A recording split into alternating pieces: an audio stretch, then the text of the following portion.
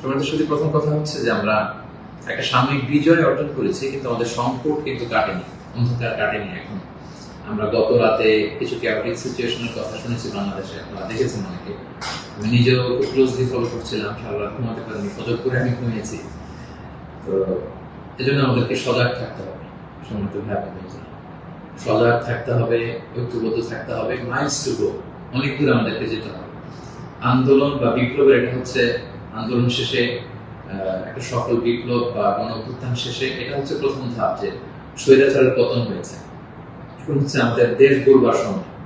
এই সময় আমাদেরকে অত্যন্ত ধৈর্যশীলতার পরিচয় দিতে হবে, দায়িত্বশীলতার পরিচয় দিতে হবে। বিজয়ীরা দায়িত্বশীল হয়, আর যদি দায়িত্বশীল অ্যাটিটিউড আমরা দেখাতে পারি তবে এই বিজয় কিন্তু আমাদের টেকসই হবে। সো অনেক ধরনের ষড়যন্ত্র আশেপাশে ঘুরপাক খাচ্ছে, দেশি বিদেশি। আমাদেরকে সজাগ থাকতে হবে, সচেতন থাকতে হবে। বিজয় উল্লাসে মেতে আমরা যেন আবার কোনো ভুল করে না বসি, বিপ্লবের পরে কোনো প্রতি বিপ্লবকে যেন আমরা স্থান না দিই। এই হচ্ছে প্রথম রিমাইন্ডার আপনাদের প্রতি। 2 নম্বর যে কথাটা বলবো, আমাদের বাংলাদেশে আমরা মুসলিমরা ছাড়াও আমাদের হিন্দু ভাই বোনরা আপনার সাথে আমরা একসাথে মিলেমিশে একাকার একসাথে আমরা থাকি। আমাদের খ্রিস্টান ভাই বোনেরা আছেন, বৌদ্ধ ভাই বোনেরা আছেন। সো সংখ্যালঘুদের কোনো উপাসনালয়ে যেন কেউ আক্রমণ করতে না পারে, এটা খেয়াল করতে হবে। কিছু কিছু ঘটনা আমরা শুনেছি যে বিভিন্ন জায়গায় হিন্দুদের মন্দিরে আক্রমণ করা হচ্ছে, অগ্নিসংযোগ করা হচ্ছে। সো এটা কিন্তু অনেক বড় ধরনের একটা ষড়যন্ত্র। আমরা বছর 2 আগে আমার মনে আছে যে কুমিল্লাতে নানুয়া দিঘির পাড়ে হনুমানের পায়ের উপরে কোরআন রেখে কি তুলকালাম কাণ্ড হয়ে গেল। সো যারা ক্ষমতা ছেড়ে পালিয়েছে তারাই দেখা যাবে যে ভাড়াটে করা লোকজন দিয়ে সেখানে আগুন দিয়ে আল্লাহু আকবার স্লোগান দিবে, নারায়ে তাকবীর, আল্লাহু আকবার স্লোগান দিয়ে বোঝাতে চাইবে যে ইসলামপন্থীদের কাজ এটা, মাদ্রাসার ছাত্রদের কাজ এটা। সো এত কাঁচা কাজ যেন আমরা না করি, আমরা যেন তাদের এই ফাঁদে পা না দিয়ে আমরা যেন সচেতন থাকি। বিশেষ করে মাদ্রাসার ছাত্র ভাইদেরকে, আমরা কলিজার টুকরা মাদ্রাসা, আলিয়া মাদ্রাসা, কওমি মাদ্রাসার ছাত্র ভাইদেরকে আমি বলবো, আপনারা আপনাদের নিজ নিজ থানা, গ্রামের, এলাকার হিন্দু মন্দিরগুলো নিজ দায়িত্বে পাহারা দেন। প্যাট্রোলিং করবেন ভাগ করে করে, সকালে বিকালে কারা দায়িত্ব পালন করবেন। মাদ্রাসার শিক্ষক যারা আছেন তারা এটা দেখভাল করেন। সামনের 1-2 দিন খুবই গুরুত্বপূর্ণ। আমরা চাই না যে আমাদের বিজয়টা এভাবে নষ্ট হয়ে যায়। এই জাতীয় ষড়যন্ত্র যারা করছে তাদের ষড়যন্ত্রকে আপনারা নস্যাৎ করে দিন সংঘবদ্ধ ভাবে। সো এটা আমাদেরকে খেয়াল রাখতে হবে। কিছু অগ্নিকাণ্ড বা বিচ্ছিন্ন ঘটনা যদি ঘটে, দেখা যাবে যে যারা এই বিজয়ে খুশি না তারা এটাকে ইন্টারন্যাশনালি তারা এটা প্রোপাগেট করবে। তারা বলবে যে Bangladesh is on terrorist attack, জঙ্গি অ্যাটাকে কবলে পড়েছে বাংলাদেশ, অনেক ন্যারেটিভ তারা দাঁড় করাবে এবং এটা করতে তারা বড় করবে। সো আমরা এত সহজে এই বিজয়কে নষ্ট হতে দিব না। আমার 2 নম্বর রিমাইন্ডার হচ্ছে আমার প্রিয় বিপ্লবী ভাই এবং বোনদের প্রতি, বিশেষ করে মাদ্রাসার ছাত্র ভাইদের প্রতি, আপনারা খেয়াল করে সংখ্যালঘুদের কোনো স্থাপনাতে, উপাসনালয়ে যাতে এই জাতীয় ঘটনা না ঘটে ক্লোজ অবজারভেশন করুন, পাহারা দিন, নিরাপত্তা দিন। এটা আমাদের দায়িত্ব। আমরা এবার যদি ভুল করে ফেলি তাহলে বাংলাদেশ ইসলাম অনেক পিছিয়ে যাবে। বাংলাদেশ সমৃদ্ধ বাংলাদেশ গড়বার স্বপ্ন এটা অনেক পিছিয়ে যাবে। 3 নম্বর যে কথাটি আমি শেয়ার করতে চাই সেটা হচ্ছে, আমরা প্রায় বলি যে ইতিহাসের সবচেয়ে বড় শিক্ষা হচ্ছে যে মানুষ ইতিহাস থেকে শিক্ষা নেয়। আমরা যেটা দেখলাম প্রায় 1.5 যুগ ধরে বা 1.5 দশক ধরে যে ক্ষমতাসীন দলটি ছিল, তারা যখন আজকে বিদায় নিল, বিদায় তো না, বেসিকলি তারা বাধ্য হয়ে ক্ষমতা ছেড়ে পলায়ন করেছে। তো তাদের বিদায়টা আসলে কেমন হলো যদি আমরা একটু বিশ্লেষণ করি, অ্যানালাইসিস করি, যে আপনার ক্ষমতার দাপটে বাকি মহিষে 1 ঘাটে পানি খেতে এরকম অবস্থা। এসএসএফ আপনাকে সিকিউরিটি দিত, আপনার সামনে বহর, পেছনে বহর, কত সিকিউরিটি, কত ন্যাশনাল প্রোটোকলের ব্যবস্থা আপনি করেছেন। কিন্তু আজকের বিদায়টা আপনার কেমন হয়েছে? পুরো দেশব্যাপী গণধিক্কার, ঘৃণা, বদদোয়া ছাড়া কিছু আপনি শিখতে পারেন। সো এ থেকে আমাদের রাজনীতিবিদদের, আমাদের সকলের শিক্ষা গ্রহণ করা উচিত। আপনার বিদায় কেউ কাঁদেনি, কেউ কোনো সংবর্ধনা দেয়নি, সহমর্মিতা জানায়নি, বরং আপনার অস্তিত্বই ছিল হুমকির মুখে। আল্লাহ তাআলা বলেন যে আমি হচ্ছি ক্ষমতার মালিক, আমি যাকে চাই, কুলিল্লাহুম্মা মালিকাল মুলক তুতিল মুলকা মান তাশা ওয়া তানজিউল মুলকা মিম্মান তাশা ওয়া তুইজ্জু মান তাশা ওয়া তুযিল্লু মান তাশা বিয়াদিকাল খায়র ইন্নাকা আলা কুল্লি শাইইন কাদির। আল্লাহ তাআলা হচ্ছেন ক্ষমতার মালিক, যাকে চান ক্ষমতার চেয়ারে বসান, যাকে চান সেখান থেকে টেনে হিচড়ে ক্ষমতার চেয়ার থেকে তিনি নামান। তিনি যাকে চান সম্মান দেন, যাকে চান তিনি অপদস্থ করেন, লাঞ্ছিত করেন। তার জলজান্ত প্রমাণ আমরা গতকাল কিন্তু দেখেছি। এবং তিনি হচ্ছেন ফাআলুল লিমা ইউরিদ, তিনি যখন যা চান তাই করতে পারেন। এর জন্য তাকে কার কাছে জবাবদিহি করতে হয় না, রিপোর্টিং করতে হয় না। তিনি কুন ফায়াকুনের মালিক, তিনি হওয়া বলতে দেরি হয় না। তিনি পাহাড়কে দরিয়া করেন, দরিয়াকে পাহাড় করেন। তিনি সম্মানিতকে অপদস্থ করেন। তিনি সমাজের লাঞ্ছিত অপমানিত লোকটাকে সম্মানের চেয়ারে বসিয়ে দিতে পারেন। তিনি হচ্ছেন আল্লাহ সুবহানাহু ওয়া তাআলা। মনে রাখতে হবে তিনি ক্ষমতার মালিক। আমরা যেন একটা ভুলে না যাই, ক্ষমতার চেয়ার পেলে আমরা যেন ভুলে না যাই যে আমি ক্ষণিকের জন্য এসেছি। সামনে যারা ইন্টারিম গভর্নমেন্টের লিড দিবেন, 3 মাস 6 মাস পরে জাতীয় ইলেকশন পরে যখন আমাদের নতুন সরকার আসবে, তারা যখন ক্ষমতার চেয়ারে বসবেন, নিজেকে এই রিমাইন্ড যেন আমরা দিই যে আমরা যেদিন বিদায় নিব, যেদিন ক্ষমতায় থাকবো, সেদিন আমি আমাকে কেমন যেতে চাই, সেই হিসাবটুকু করে যোগ বিয়োগ দিয়ে যেন আমরা ক্ষমতায় থাকাকালীন সময় আমাদের অ্যাক্টিভিটিস গুলো পরিচালনা করি। সো এই ইতিহাস থেকে আমরা বারবার শিক্ষা নিতে ভুল করি, হোঁচট খাই, আমরা যেন এটা না করি।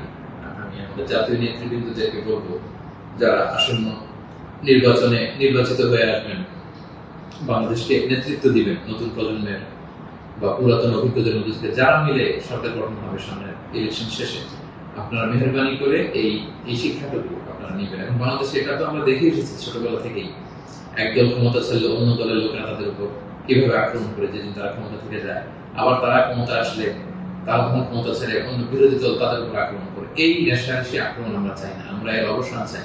আমরা ইতিহাস থেকে শিক্ষা নিতে চাই। আমরা একটা সমৃদ্ধির বাংলাদেশ ঐক্যবদ্ধভাবে একসাথে হাতে হাত রেখে কাঁধে কাঁধ মিলে গড়ে তুলতে চাই। এটা হচ্ছে আমার 3 নম্বর রিমাইন্ডার। 4 নম্বর রিমাইন্ডার হচ্ছে, গতকাল আমরা দেখেছি যে স্বৈরাচারের পতনের ঘোষণার মধ্য দিয়ে পুরো বাংলাদেশ, পুরো লাল সবুজের পতাকা, পুরো 18 কোটি মানুষ আনন্দ উল্লাসে ফেটে পড়েছে। আমরা আল্লাহ শুকরিয়া আদায় করেছি। আমরা হাফ ছেড়ে বেঁচেছি, আমরা স্বস্তির নিঃশ্বাস ফেলেছি। আমরা নতুন করে একটা স্বাধীন বাংলাদেশ পাওয়ার একটা আকাঙ্ক্ষা আমাদের হৃদয়ে জেগেছে। শুধু কিন্তু দুঃখের ব্যাপার হলো, আমরা মাঝে মাঝে আবেগে অথবা লোভে পড়ে অথবা হৃদয়ের জ্ঞান হারিয়ে এমন কিছু করে ফেলি যেটা আমাদের এই বিজয়কে, আমাদের অ্যাচিভমেন্টকে প্রশ্নবিদ্ধ করে, এটা ন্যায্যতাকে প্রশ্নবিদ্ধ করে। গতকাল আমরা দেখেছি যে উল্লাসিত জনতা তারা জাতীয় সংসদ ভবনে ঢুকে পড়েছে, গণভবনে ঢুকে পড়েছে। সেখানে যে লুটপাট, চুরি, যা বলা যায়, এগুলো সব ধরনের কাজগুলো করেছে। এবং এগুলো কিন্তু লাইভ ব্রডকাস্ট হয়েছে, বিশ্বব্যাপী ছড়িয়েছে। আপনারা আসলে কি মেসেজ দিলেন? আমাদের দেশের ছাত্র জনতা কিছু, তারা কি লুটপাট করে? যারা ক্ষমতা ছেড়ে পালালো তারা তো এটাকে ইন্টারন্যাশনালি প্রোপাগান্ডা বানাবে যে দেখুন কিরকম লুটপাট, চুরি, আক্রমণ, এগুলোর মধ্যে দিয়ে তারা গণভবনকে দখল করছে। তারা একটা ইস্যু মানে। সো এই ব্যাপারটাকে আমি খুবই অপছন্দ করেছি, খুবই। আমি বলবো না যে শিক্ষিত ছাত্র জনতা এমন করেছে, যেহেতু উল্লাসিত জনতা সেখানে ঢুকে পড়েছিল। এখানে ভালো মানুষ ছিল, খারাপ মানুষ ছিল, ছিচকে চোর ছিল, টোকাই ছিল, তারা এগুলো করেছে। কিন্তু আমি দেখে অবাক হয়েছি, মাঝে মাঝে অনেক ভালো ফ্যামিলির ছেলে পেলে অথবা নামাজি, দেখে প্র্যাকটিসিং মনে হয়, তারাও এরকম ছবি দিয়েছে। কেউ গণভবনের বালিশ, কেউ চেয়ার, কেউ টেবিল, কেউ পাঙ্গাস মাছ, কেউ ফ্রিজের খাবার, যে যেরকম পেরেছে করিডোর করেছে। এটা আমার চোখে এসেছে। এবং গণভবনের নেম প্লেট নিয়ে আসছে। তো এই এতটুকু বিবেকবোধ বা চিন্তা শক্তি কি আমাদের নাই যে এটা তো রাষ্ট্রীয় সম্পদ, নিজের সম্পদ না, এটা তো ভাগ বটোয়ারা হচ্ছে না। আপনি যে গণভবনের চেয়ার নিয়ে আসলেন, 3 মাস পরে যে আমাদের নিজেদের ভোটে নির্বাচিত আমাদের ট্রু লিডার যিনি হবেন, আমাদের প্রধানমন্ত্রী, তিনি কোথায় বসবেন? তার চেয়ার তো আপনি চুরি করে নিয়ে আসছেন। তিনি থাকবেন কোথায়? তার বালিশ তো আপনি নিয়ে আসছেন। একটা বালিশ নিয়ে এসে, একটা হাঁস নিয়ে এসে, একটা কম্বল নিয়ে এসে আপনি আসলে কতটুকু লাভ করতে পারলেন? কিন্তু গোটা বিশ্বকে আপনি একটা নেগেটিভ মেসেজ দিলেন এবং আমাদের এই বিজয়কে আপনারা প্রশ্নবিদ্ধ করলেন। এটা অনেক বড় ভুল আপনারা করেছেন সম্মানিত ভাইয়া, যারা এটা আপনারা করেছেন। আমরা পৃথিবীর বিভিন্ন জাতি গোষ্ঠীর মধ্যে থেকে তাদের অনেক ভালো গুণ দেখি, এগুলোকে আমরা নিতে পারি না? মানুষ তো নিজেদেরকে ভালো জিনিস দেখে দেখে সেগুলো অ্যাডপ্ট করে করে মানুষ নিজেকে সুন্দর করে, পলিশ করে। আমরা জাপানিজদেরকে দেখেছি তারা কত ভদ্র পরিচ্ছন্ন। অলিম্পিকে তারা খেলা দেখতে যে স্টেডিয়ামের মধ্যে দর্শকেরা যখন খাবারের প্যাকেট, চিপস, পানির বোতল, টিস্যু ফেলে দিয়েছিল, তারা অন্যান্য দর্শকদের মতো স্টেডিয়াম ছেড়ে চলে যায়। খেলা দেখা শেষে তারা নিজেরা সব ময়লাগুলো গার্বেজগুলো পরিষ্কার করে তারপর ক্লিন করে সেই দর্শক গ্যালারি তারা ছেড়েছে। গোটা বিশ্বে তারা প্রশংসিত হয়েছে। তো এই যে তারা একটা মেসেজ দিল গোটা বিশ্ববাসীকে যে আমরা সিভিলাইজড, আমরা পরিচ্ছন্ন। আমরা আমাদের গতকালের বিজয় উদযাপন করতে যে কি এটা করতে পেরেছি? এই যে আমাদের মধ্যে অধৈর্য, অস্থিরতা, এই যে সাময়িক বেনিফিটেড হওয়ার যে মানসিকতা, এইটা যদি আমরা ঠিক করতে না পারি, এই গণবিপ্লবে, গণ অভ্যুত্থানে, নতুন সরকার কিচ্ছু আসা যাবে না প্রিয় ভাইরা। মানে I'm telling you the truth, I'm telling you the reality, এটা আপনাদের মনে রাখতে হবে। বাস্তবতা হচ্ছে আমরা যেমন, আমাদের নেতারাও তেমন। আমরা গতকাল হরিলুট করেছি, আমাদের নেতারাও হরিলুট করেছে। আমরাও চুরি করেছি, তারাও চুরি করতো। আমরা আসলে সুযোগের অভাবে সব বাস্তবতা যেটা, কথাগুলো এই মুহূর্তে, বিজয়ের মুহূর্তে তিক্ত হলেও আমাকে ইসলামিক পয়েন্ট অফ ভিউ থেকে এই রিমাইন্ডার গুলো আমাকে বলতে হচ্ছে। আমি সরি ফর দ্যাট। তারা পদ্মা সেতুতে দুর্নীতির সুযোগ পেয়েছে, ওই লুট করেছে। তারা দেশের বড় বড় মেগা প্রজেক্টে লুট করেছে, আর আপনি ছোট্ট জিনিস লুট করার সুযোগ পেয়েছেন, ওইটা করেছেন। কোনো পার্থক্য নাই। তারা করেছে বড় বড় হরি লুট, আপনারা করেছেন ছোট ছোট চুরি লুট। এই তো পার্থক্য আমাদের এতটুকুই। এই জিনিসটা আমাদেরকে বুঝতে হবে যে এগুলো রাষ্ট্রীয় সম্পদ। সেখান থেকে একটা সুতা কেন আমরা টাচ করব? আপনারা গণভবন ঘেরাও করেছেন, ভেতরে যে উল্লাস করবো, তাকবীর দিন। এমন দেশটি কোথাও খুঁজে পাবেন না তুমি, সকল দেশের রানী সেজে আমার জন্মভূমি, গলা ছেড়ে দিয়ে সবাই মিলে কোরআন গান করতে, গোটা বিশ্ব দেখতো আমরা কত সিভিলাইজ, আমরা কত সভ্য। সেটা না করে আপনারা ভাঙচুরের মতো কাজ, লুটপাটের মতো কাজ আমরা করে ফেলছি। আমি বলবো না যে সবাই বুঝে করেছেন, অনেকে রাগ থেকে, ক্ষোভ থেকে, ঘৃণা থেকে এটা করেছেন, কিন্তু কাজটা ভুল করেছেন। প্রথম যেটা করতে হবে, আপনাদেরকে আল্লাহর কাছে ক্ষমা চাইতে হবে। আল্লাহর কাছে ক্ষমা চান। দ্বিতীয়ত এগুলো ফেরত দিয়ে আসতে হবে প্রিয় ভাই। আমাদের ছাত্র বন্ধুরা এগুলো কালেকশন করছে, এবং ছাত্র ভাইদেরকে আমি বলবো যারা এগুলো আবার রিটার্ন দিতে আসবে তাদেরকে যেন আমরা ব্লেম না করি, পার্সোনাল না করি। তারা তাদের রিয়েলাইজেশন থেকে নিয়ে আসছে, এগুলো তারা রিসিভ করুন। কারণ এগুলো রাষ্ট্রীয় সম্পদ। নতুন গভর্নমেন্ট আসলে আবার নতুন করে রাষ্ট্রীয় অর্থ ব্যয় করে এগুলো আমাদেরকে আবার মেরামত করতে হবে, ঠিক করতে হবে সঙ্গে সঙ্গে। এবং একজন মুমিন এই কাজ কখনো করতে পারে না। একজন বিশ্বাসীর সাথে এই ধরনের মাইন্ডসেট, অ্যাটিটিউড যায় না প্রিয় ভাই বোনেরা। ছোট একটা হাদিস বলে পয়েন্ট আমি শেষ করছি। খাইবারের যুদ্ধ থেকে রাসূল সাল্লাল্লাহু আলাইহি ওয়াসাল্লাম সাহাবাদেরকে নিয়ে ফিরছিলেন বিজয়ী হয়ে।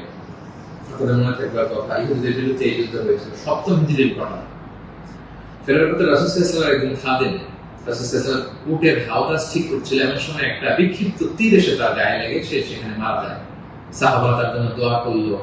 তারা বললো কি খুশ নসিব তার, যুদ্ধ থেকে ফিরে আসার পথে এই মুজাহিদ শহীদ হয়েছে, জান্নাতের নীল পাখি হয়ে সে ঘুরবে। রাসূল সাল্লাল্লাহু আলাইহি ওয়াসাল্লাম বললেন, না, তোমরা এই মন্তব্য করো না, তোমরা জানো না আমার এই লাশ সে সুযোগ পেয়ে রাষ্ট্রীয় সম্পদের অর্থাৎ গনিমতের যেটা পেয়েছিল ভাগ বটোয়ারার আগে সে লোকচক্ষুর আড়ালে একটি চাদর চুরি করেছিল, এবং এই জাহান্নামের এই চাদর তার গা পেঁচিয়ে তার শরীরকে জ্বালিয়ে ফেলবে, তাকে দগ্ধ করবে।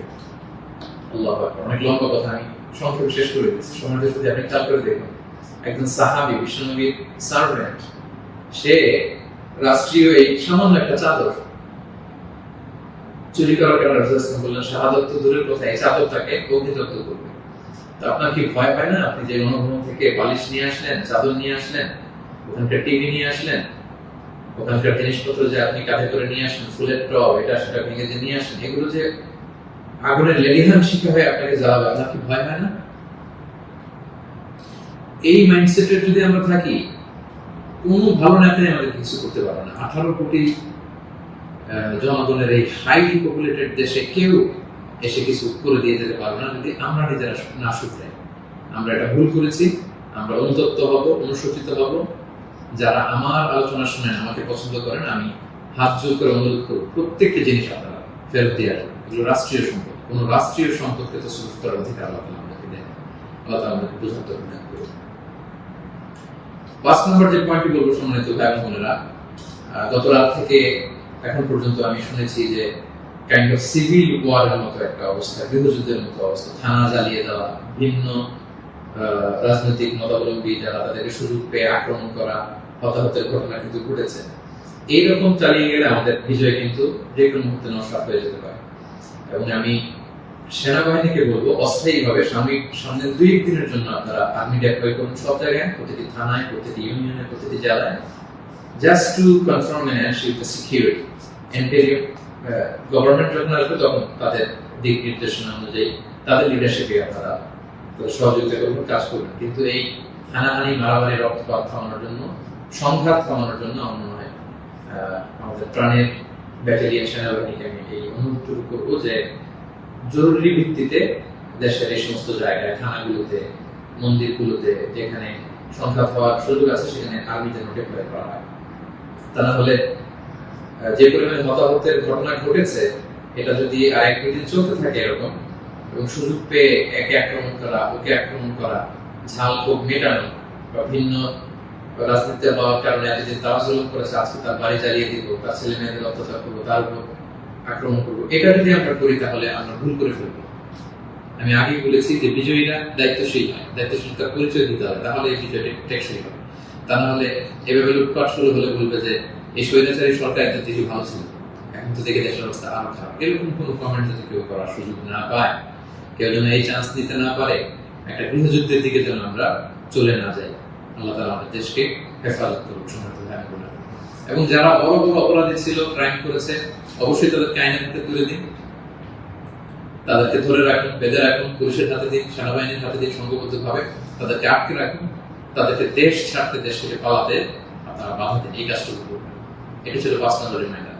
6 নম্বর রিমাইন্ডার, খুব রিসেন্টলি হোপফুলি আজকে ইন্টারিম গভর্নমেন্টের রূপরেখা যারা থাকবেন সেটা বলা হবে। খুবই গুরুত্বপূর্ণ, আমি লাইভও দেরি করতে চাচ্ছি না, আমি উৎসুক হয়ে আছি এই নিউজ শুনবার জন্য। কিন্তু বর্তমানে যেহেতু সেনাবাহিনী সবকিছু নেগোসিয়েট করছে এবং আমাদের বৈষম্য বিরোধী ছাত্র আন্দোলনের ভাইদেরকে, সেনাবাহিনীর দায়িত্বশীলদেরকে আমি বলবো যে এখনো কিন্তু সন্ত্রাসী গোষ্ঠী বা অপশক্তি দেশের বিভিন্ন জায়গায় আছে। বিশেষ করে আমরা বিভিন্ন সময় দেখেছি যে ছাত্রদের হাতে আমরা রামদা, হকি স্টিক, তারপর অস্ত্র আমরা দেখেছি। বিভিন্ন সময় আমরা ছাত্রলীগের ছাত্রদের হাতে আমি দেখেছি যে তারা সাধারণ ছাত্রদেরকে আক্রমণ করতে, একটা সারাশি অভিযান চালিয়ে গোটা দেশের ছাত্রলীগের যত সন্ত্রাসী আছে তাদের হাত থেকে এই অস্ত্রগুলো সিজ করতে হবে। শুধু ছাত্রলীগই না, এটা উদাহরণ হিসেবে বললাম, যত ছাত্র সংগঠন আছে কারো হাতে যদি কোনো আগ্নেয়াস্ত্র, অস্ত্র এগুলো পাওয়া যায়, খুব জরুরি ভিত্তিতে এগুলো পুরো দেশের সাহসী অভিযান চালিয়ে এগুলো সিজ করতে হবে। কোনো ছাত্রের হাতে, কোনো সিভিলিয়ানের হাতে কোনো গান, কোনো রামদা এগুলো যেন আমরা কখনো না দেখি।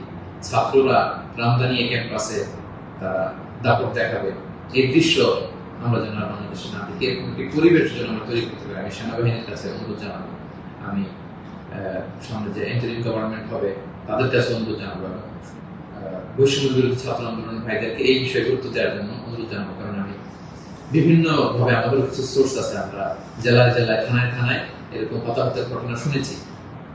এগুলো আমাদেরকে নিয়ন্ত্রণ করতে হবে।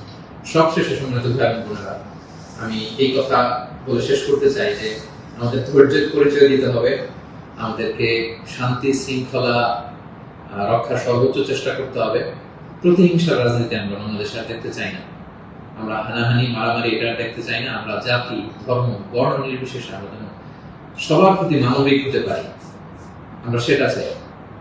আমরা চাই মেরিটোক্রেসির ভিত্তিতে আমাদের দেশের যতটি চাকরি দেওয়া হবে, পদায়ন হবে, যারা সচিব হবেন, যারা বিসিএস ক্যাডার হবেন, যারা সরকারি আমলা হবেন, প্রতিটা চাকরি যেন মেধার ভিত্তিতে হবে। Meritocracy should be the national policy of Bangladesh, our new Bangladesh, our new independent Bangladesh.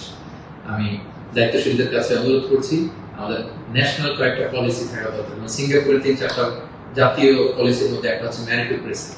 রাষ্ট্রীয়ভাবে যেন ঘোষণা দেওয়া হয় যে মেরিটোক্রেসির ভিত্তিতে আমাদের বাংলাদেশ চলবে। আমাদের বিচার বিভাগ সম্পূর্ণ স্বাধীনভাবে এখানে কেউ হস্তক্ষেপ করতে পারবে না। কোনো চাঁদাবাজি আমাদের বাংলাদেশে চলবে না, কোনো ঘুষ বাংলাদেশে চলবে না। একটা সমৃদ্ধির বাংলাদেশ আমরা যেটা স্বপ্ন দেখি, আমরা যে স্বাধীন বাংলাদেশের স্বপ্ন দেখি, আমরা যেন একসাথে সেটা করতে পারি। Together we rebuild hour nation again ইনশাআল্লাহ। সো সম্মানিত সুধী, আমি এই আহ্বান জানিয়ে শেষ করব, কেউ আইন শৃঙ্খলা অবনতি ঘটাবেন না, সংঘাতে জড়াবেন না, আইন নিজের হাতে তুলে নেবেন না, সংখ্যালঘু ভাইদের দিকে দৃষ্টি রাখুন, কারণ এইটাকে তারা টার্গেট করে একটা প্রতি বিপ্লব, দেশে একটা ক্যাওটিক সিচুয়েশন তৈরি করবে এবং পুলিশ বাহিনী, সেনাবাহিনী, বিমান বাহিনী, র্যাব, আনসার, বিডিআর প্রত্যেকটি বাহিনীকে আমি বলবো যে আপনাদের কাঁধে অনেক বড় দায়িত্ব। দেশের শান্তি, শৃঙ্খলা, সিকিউরিটি, নিরাপত্তা নিশ্চিত করে এগুলো আপনাদের দায়িত্ব। আসুন আমরা সবাই হাতে হাত রেখে কাঁধে কাঁধ মিলিয়ে আমাদের নতুন বাংলাদেশ গড়ে তুলব। এই সামনের এক দুই দিন খুবই ক্রুশাল। আপনারা কেউই অস্থির, অধৈর্য হয়ে রাগে বসে বিভিন্ন থানা জ্বালিয়ে দেওয়া হচ্ছে, আমি শুনছি সাধারণ পুলিশদের উপর আক্রমণ করা হচ্ছে। প্রিয় ভাইয়ার, পুলিশরা খুব অল্প বেতনের চাকরি করে, তারা আমাদেরকে নিরাপত্তা দেয়। তো তারা উপরের অর্ডারে এতদিন এগুলো করেছে, তাই বলে আপনি পুলিশের উপরে আক্রমণ করতে পারেন না। আপনার দলের বিরোধী বলে আপনি তাদেরকে আক্রমণ করতে পারেন না। সুযোগ পেয়ে আপনি এই অন্যায়ভাবে এটার ব্যবহার আপনি করতে পারেন না। আমরা যেন সুশৃঙ্খল থাকি, আমরা যেন দায়িত্বশীলতার পরিস্থিতি, সম্মানিত সুধী, একটা মানবিক বাংলাদেশ, একটা সাম্যে পরিপূর্ণ, একটা সমৃদ্ধ বাংলাদেশ আমরা দেখতে চাই। অনেকেই আমাকে ব্যক্তিগতভাবে মেসেজ করেছেন, কল করেছেন, সবাইকে শুকরিয়া জানাই, জানতে চেয়েছেন যে শাইখ আপনি কবে আসবেন। আমি আপনাদেরকে এতটুকু নিশ্চিত করছি যে আমি শীঘ্রই বাংলাদেশে আসছি ইনশাআল্লাহ। স্বাধীন বাংলাদেশে আপনাদের সবার সাথে আবারও পুনরায় সাক্ষাতের আকাঙ্ক্ষা এবং অপেক্ষায় আমি রইলাম।